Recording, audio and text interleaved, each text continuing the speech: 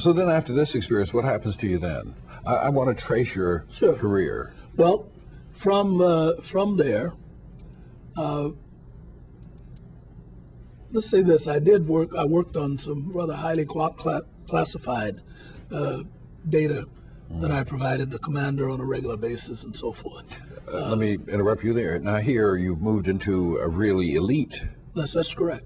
Position. Different thing now. You're right. And that also creates distinction for you. It does. It does. Different than if you'd been just handling regular data. Exactly. I'm sorry. Go ahead. So then, one day, I received notice that I was going to be transferred to the Pentagon. I think I might have mentioned last evening that many of my friends came to me and said, gee, Lou, you know, we're at the Pentagon. I've been there, and we use colonels to empty the wastebaskets. And you're a captain, and you're going to the Pentagon. What are you going to do? What do you think they'll have you doing? Well, I said, well, I'll just do whatever I need to do. So I went on to the Pentagon, continued in logistics and statistical services, computers and all of that. And I had the task of developing systems to control logistics, the supplies and so forth, equipment. But at the same time, I had to make many policy decisions. Now, these decisions emanating from the Pentagon affected operations, of course, throughout the world. I enjoyed doing this. I found that it was easy for me, having had this experience at this lower level, it was easy for me to grasp what needed to be done and to develop the systems and to make the policy decisions and so forth. I encountered a colonel for whom I worked at this lower level, and he came to me very apologetically one day in the hallway as we were passing one another. And he said, Lou, I think that you're probably wondering how you got to the Pentagon. And he said, I hope you're not unhappy with me. He said, but I received word from headquarters that they were seeking a sharp young officer.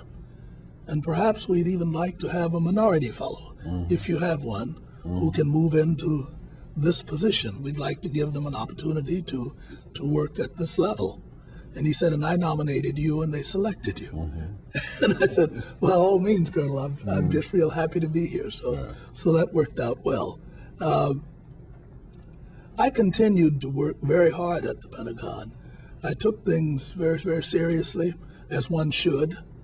It didn't matter if we had things that we had to do beyond the normal work hours.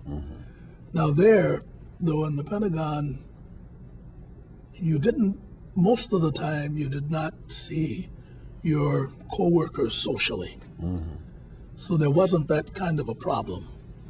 I did receive word as recently as a couple of months ago from a fellow with whom I worked, or who worked for me as a civilian in this job.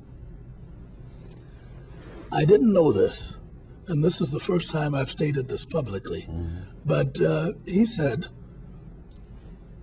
in an email to me, he said, and I still have that email incidentally, he said, Lou, you're probably wondering about an incident that occurred while you were in charge of this branch in the Pentagon.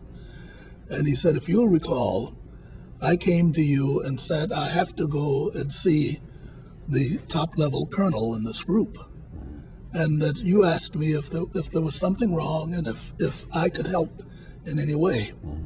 And I told you then, no, that there's nothing that I can ask you to do for me. I can't share it with you, but I just want your permission to talk to the colonel. And I said to him, I said, Stan, this is most unusual, but I trust you. So if you have a problem that you need to discuss with the colonel, go ahead, you have my permission. And I never heard any more about it. In fact, I didn't even ask him about it anymore. But he related to me what had happened. And this is almost 50 years later. That's right, that's right. He said that that he was in a food line in the cafeteria. And there was a lieutenant colonel who was in the next level above me. And that he was speaking with one of his contemporaries, and he said, you know, we have this N-word person working in the office. And he said, and I think that it's really terrible that it's come to this.